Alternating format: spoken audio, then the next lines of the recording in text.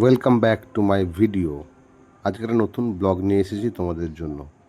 ফ্ল্যাটের ইন্টেরিয়ার কিছু কাজ করাচ্ছিলাম, তার মধ্যে একটা কাজ তোমাদেরকে তুলে ধরে দেখাচ্ছি। একটা ইটের ব্লক বানালাম, দেখো কেমন লাগছে।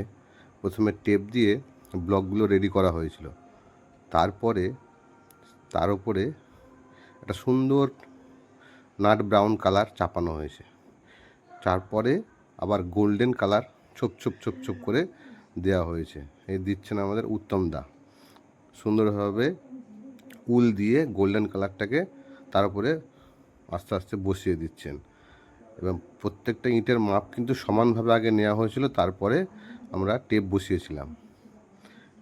দেখো এরপরে রঙটা শুকিয়ে যাওয়ার পরে ওই টেপগুলো দেওয়াল থেকে আস্তে আস্তে খুলে নেওয়া হচ্ছে। একটু সমস্যা হচ্ছিল, রঙটা শুকিয়ে গেছিলো যেহেতু টেপের সঙ্গেও রঙ কিছুটা উঠে চলে আসছিল, একটু অসুবিধা হচ্ছিল। যদি তাড়াতাড়ি কাজটা করতে পারা যায় তাহলে খুব ভালো হয়। যদিও আর সমস্যা কিছু সেরকমভাবে হয়নি, যেখানে যেখানে রঙগুলো উঠেছিল সেগুলো আবার সুন্দরভাবে রং করে দেওয়া হলো। সুন্দর লাগছে না এই লুকসটা?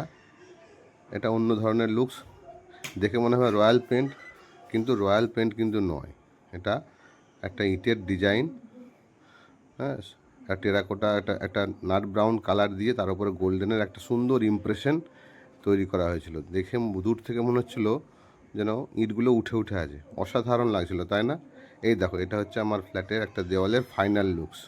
কেমন হয়েছে জানাবে কমেন্ট করে।